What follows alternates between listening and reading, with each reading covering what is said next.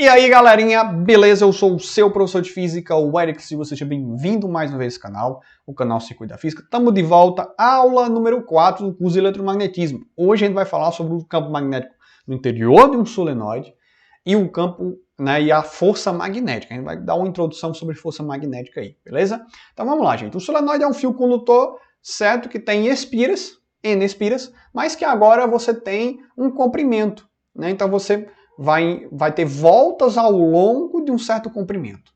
Isso a gente chama isso de solenoide. Algumas pessoas também chamam até de bobina, né? Geralmente o pessoal generaliza isso chamando de bobina. Aí você, mais claro, você tem a bobina chata, que é aquela bobina que você tem N espiras justapostas, e você tem ao longo, né, de um comprimento. Mas a gente chama isso de solenoide, tá? O nome correto seria solenoide. Tá? Então, o solenoide é um fio condutor em forma de espiras e que vai ter um comprimento aí, certo? E o campo criado dentro vai ser um campo praticamente constante e também uniforme, tá, gente? E as linhas de força vão ser linhas que vão estar equidistantes, certo? Se você colocar malhas de ferro dentro, você vai ver que eles vão formar linhas, certo? E aí, o campo magnético solenoide ele vai se comportar como um ímã, onde os seus extremos aqui vão ser polos, o polo norte e o polo sul, certo? E a intensidade desse campo a gente pode calcular, que é o μ, né, que é a permeabilidade magnética, né, do meio, vezes o número de espiras, vezes a corrente, né, então sempre a corrente, claro, que é a corrente que vai produzir esse campo, obviamente, né, e dividido pelo comprimento L, certo? E aí você tem uma grandeza que a gente vai chamar de densidade de espiras, que é o N sobre L.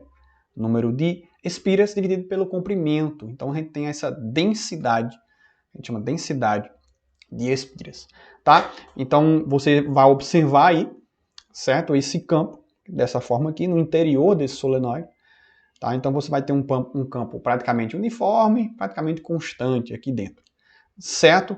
E aí você vai ver que o campo magnético no interior do solenoide ele é constante e uniforme, tá? E se comporta como um ímã em forma de barra, né? Então, você tem aqui o norte e o sul aqui. Ah, Eric, e a direção e o sentido do campo? Bom, você vai usar a regra da mão direita novamente, dependendo se o sentido da corrente for entrar aqui, aí você faz a regra da mão direita. Polegar apontando o sentido do campo, enfim, certo? Do mesmo formato aí, certo? Se a corrente entrasse aqui no outro lado, né?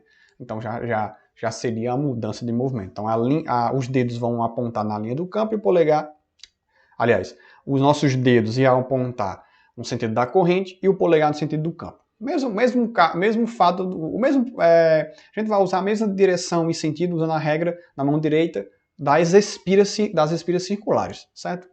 Até porque um solenoide é como se fosse um conjunto de espiras, mas só que você vai ter um comprimento aí. Então nada mais justo do que usar a mesma regra da espira circular, certo? Vamos falar de umas aplicações talvez mais importantes, né? A gente fala sobre ímãs, né? A gente pode criar um ímã, né? Que é fazer ímãs artificiais. E esse é um fator que a gente usa sempre o solenoide, né? Que no caso é o eletroímã, certo? Então como é que a gente faz? Se você você pode fazer esse experimento em casa, você pode pegar pilha, né, uma bateria, conectar fios e esse fio seja enrolado num prego, certo? Num prego de ferro, que no caso, né, seja um material ferromagnético. E aí vai ter um campo, né, vai criar um campo aqui e vai imantar esse prego, né? E aí você vai ter, né, aí uma prova de que realmente isso acontece, né? Usando aqui um ímã, né? Vai ser um eletroímã, tá? E aí você pode colocar alguns materiais metálicos e você vai ver que realmente atrai. Você pode fazer esse experimento em casa, certo? É muito interessante, né? Eu já fiz isso em sala de aula, muito legal. Então você vai ter um campo magnético aqui criando polos aqui, muito legal, certo? Isso é muito interessante, tá? E você pode imantar esse cara aqui, esse prego, certo? E as aplicabilidades são imensas, são inúmeras, né, na verdade. Você vai ver que há alguns, né, até a campainha, por exemplo, a campainha né? Quando você aperta, aquelas campainhas antigas, na verdade, né? Hoje é tudo eletrônico, né? Mas as campainhas antigas, tem o eletroímã, guindastes, né? Que naqueles ferro velhos, né? Que a gente chama, né? Que pega aqueles carros. Ele tira de um canto e coloca no outro, né? Ele acaba pela força que tem, né? Pela força magnética ali do ímã, né? Do eletroímã, do guindaste, né? Então ele tem é muito interessante essas aplicações. A gente vê que também nos disjuntores, né, quando dispara ali, você também pode ver uma aplicabilidade, né, na eletrodinâmica, né, você vai ver que o disjuntor ele tem um eletroímã ali. Você vai ver que se você abrir, você vê um eletroímã, né, e aquele disparo que tem, né, que há corte de corrente através de um eletroímã. Muito legal isso aí. Certo? Vamos falar sobre força magnética. Bom, a gente falou sobre campo magnético, né? E a gente já tinha falado até sobre força magnética lá no começo, né? Lá no curso de eletrostática, a gente falou de campo elétrico, né? Campo gravitacional e também campo magnético. E a gente sabe que quando a gente tem um campo magnético, e se a gente aproximar qualquer objeto, né, de ferro magnético ali próximo, a gente vai ver que existe uma força magnética, né? Vai atrair, né? E aí você vai ter uma força magnética ali atuando, certo? Então é muito intuitivo, né? Até você imaginar isso. Então você vê que aquela força de atração e de repulsão, né, entre ímãs, você vê que tem algum fator que no caso é a força magnética, tá? E a gente vai ver aqui que a gente pode ter força magnética sobre cargas elétricas, né? A gente vai falar aqui, e também sobre cargas e também sobre fios condutores, certo? Que passam uma corrente elétrica, certo? A gente vai estudar esses dois casos, tá? Imagina aí uma situação onde a gente tem uma carga elétrica, seja positiva ou negativa, passando por um fio, uma linha de força, né? Um fio não, na verdade, uma linha de força, né? Isso aqui não é um fio, é uma linha de força. Então você vai ver que o campo magnético vai ser um campo tangente à trajetória, né? Campo magnético. E aí você vai ter a velocidade da partícula, a velocidade da carga. E aí, para eu descobrir a força magnética nesse caso, tá? Você vai ver que vai ter um ângulo entre o campo magnético e essa velocidade da partícula, né? E aí você fazendo, né, a gente chama de produto vetorial. Talvez não é do nosso escopo do assunto aqui, aí eu posso falar em outra aula o que é um produto vetorial, mas o produto vetorial, né, entre V e B vai gerar minha força magnética, né, a minha direção e sentido da força magnética, certo? E para isso a gente usa a intensidade da força magnética como a carga vezes a velocidade, vezes o campo, vezes o seno de θ, isso vem, claro, do produto vetorial, do produto entre esses dois vetores aqui, o vetor V e o vetor B, certo? Muito interessante, né? E lembrando que a direção e o sentido da força magnética ele vai ser sempre perpendicular ao plano formado pela velocidade e pelo campo magnético.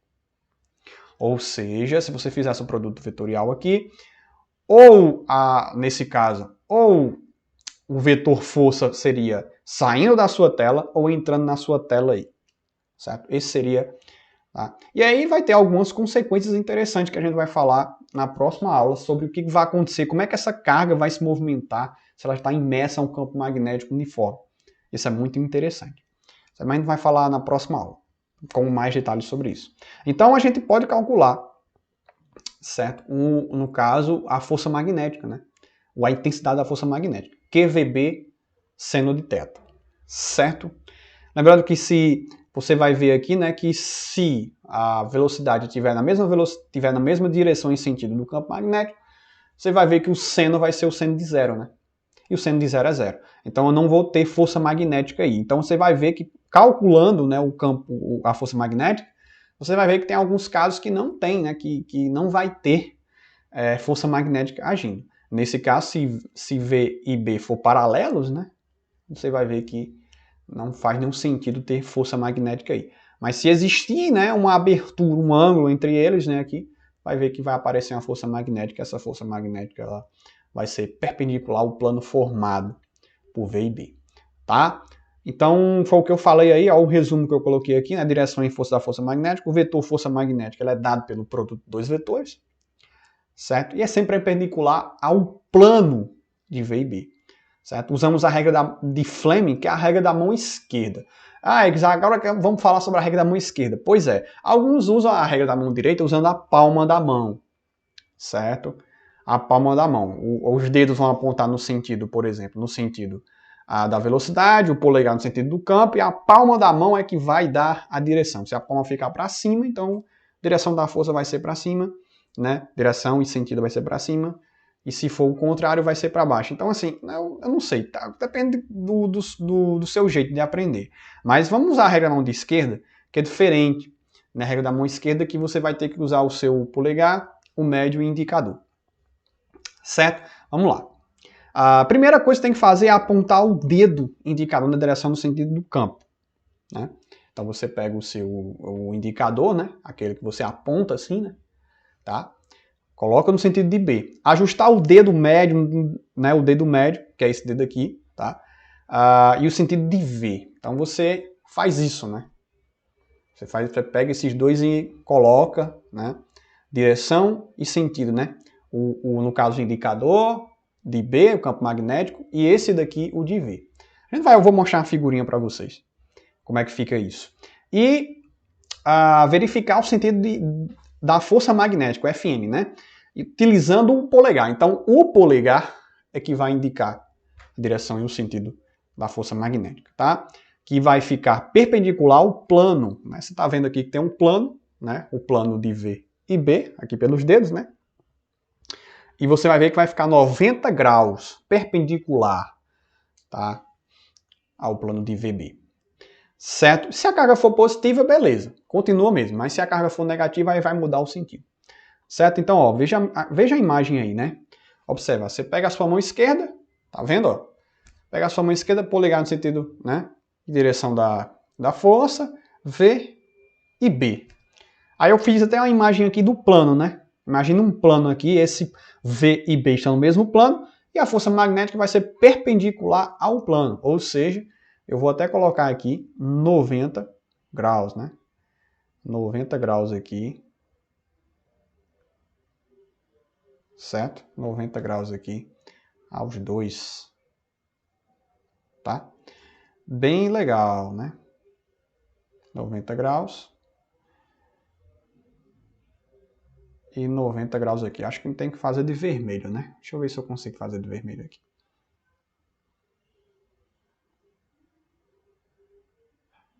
Acho que é assim, mais ou menos assim. Vai ficar, né? Deixa eu ver se...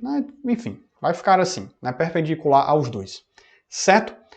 Muito legal, né? Muito tranquilo. Usando a regra da mão esquerda. Vai ter que mudar a mão. Certo? Vamos imaginar agora situações de carga positiva. Bom, carga positiva, né? Lembrando, né? Usando a regra, né? A regrinha aqui, certo? Indicador no sentido de B, né? O médio no sentido de V. Então eles vão estar no mesmo plano. Ou seja, aí observe aqui que vai ficar para baixo, né? O meu Fm, minha força magnética. Se a carga for positiva, continua, tá? E aí, se a gente for imaginar o seguinte, geralmente nos livros vai estar assim, você tem uma carga aqui, você tem um campo saindo da sua tela, né? Pontinha da flecha, saindo. Aí, ó, dedo indicador no sentido do campo, fica até difícil de fazer aqui na imagem, né? Mas imagina, né? Veja aqui que está saindo da tela o campo e V tá para onde? Tá para baixo, né? E aí você vai ter o sentido de FM, tá? E aí, mesma cor nos outros. Ó, bolinha com X, né? Bundinha da flecha, tá entrando na sua tela. E aí já vai mudar o sentido, já vai ficar diferente. O sentido da força magnética. E aí cada sentido vai diferenciar. Certo? E aí tem casos que também a força magnética pode sair ou entrar na sua tela. Beleza? Vamos lá, vamos para as cargas negativas. Aí já é diferente, né? Aí se você observar, você vai fazer a mesma coisa. Só que agora, o que vai mudar? Como é carga negativa, o sentido muda, né? Então vai ficar algo mais ou menos assim. Certo? Vai ficar diferente. Aí Eric, se confunde um pouco. Confunde. Mas tem que ter muito cuidado. analisar direitinho, e aí eu tenho, né, as mesmas situações aqui, certo? Tá? Campo saindo, aí você faz, é só você fazer o seguinte, imagina que essa carga seja positiva. Você faz alinhando os seus dedos no sentido positivo. Como a carga é negativa, é só você inverter o seu polegar. E pronto. Aí do sentido invertido vai ser a força magnética. Só isso. Você vai usar essa regra, vai continuar usando a regra, só que, como é carga negativa, é só você inverter o sentido, tá tudo certo. Mesmo sentido. É só você inverter o sentido. Tranquilo demais, né? Então é isso, gente. Por hoje é só. Próxima aula eu vou falar sobre, né, uma situação onde tem um campo magnético uniforme. E aí, qual será essa trajetória dessa carga? Qual será o raio que essa trajetória vai fazer? Qual será o tempo que ela vai gerar? Então, assim, a gente pode calcular, e aí você também vai ter uma situação de da carga fazer uma trajetória helicoidal. É interessante, você tem um campo, se você tiver um campo magnético e pegar uma carga, essa carga passar por esse campo, ela vai ter pode ter uma trajetória helicoidal. É claro que depende da velocidade da partícula, então também tem que ver como é que vai ficar a relação entre ângulo de campo e velocidade. Obviamente, né? Tem que ter muito cuidado com isso aí. Beleza? Mas é isso. A gente vai analisar as situações particulares e aí a gente chega, mostra para você um modelo bem interessante como é que a carga ela vai fazer, né? A trajetória que ela vai fazer. Beleza? Então é isso, gente. Muito obrigado e até a próxima.